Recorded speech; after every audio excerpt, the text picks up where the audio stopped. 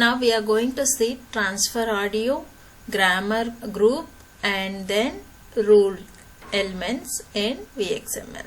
So what is the main purpose of these elements, and what does the attribute syntax it has, what are the attributes means, and examples I'll show you all at end.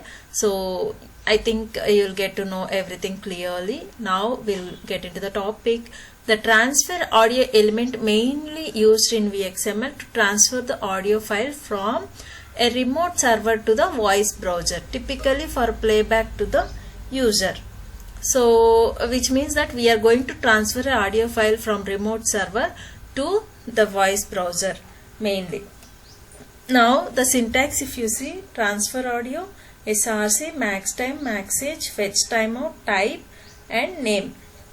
This is the syntax. You see the attributes means src means which is the URI of the audio file to be transferred, and max time is the maximum duration of the audio file, in that you need to specify it in seconds, and max is the maximum age of the audio file in the cache, that also you need to specify in seconds. Fetch time also, timeout also you need to specify in seconds. So and then type is the media type of the audio file, that is like WAV file or MP4 file, whatever it may be, the type you have to give. And the name means name of the variable to which the audio file data will be assigned.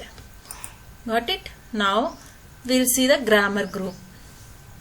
The grammar group element in VXML is used to group the multiple grammar elements together in order to provide more than one possible way to recognize user input.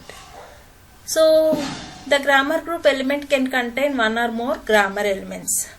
The name itself you can see grammar group, and then here we need to define a grammar elements. And the grammar group element must be contained within a field element, as it is used to group multiple grammar elements together to provide more than one possible way to recognize the user input.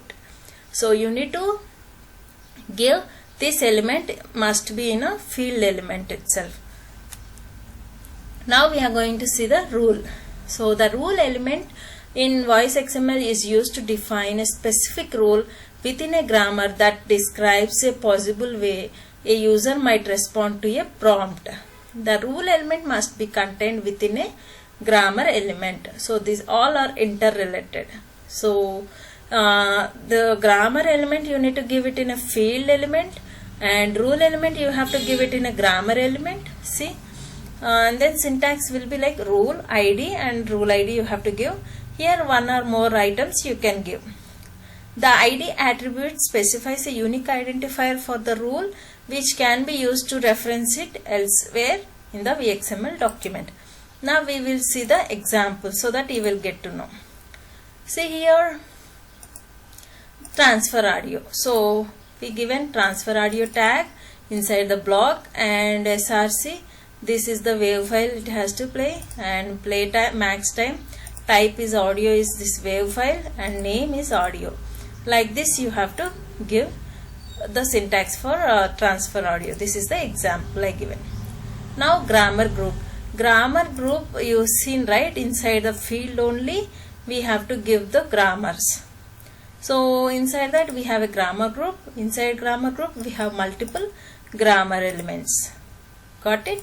So here only rule ID is there. So inside grammar only we have to write a rule. So rule ID is red. If it is red, then the item should be red. If it is blue, the item should be blue. That way you need to define. Got it? So I hope you understood well about this transfer audio, grammar group and rule tags in VXML. If you like this video, please do like and subscribe to my channel.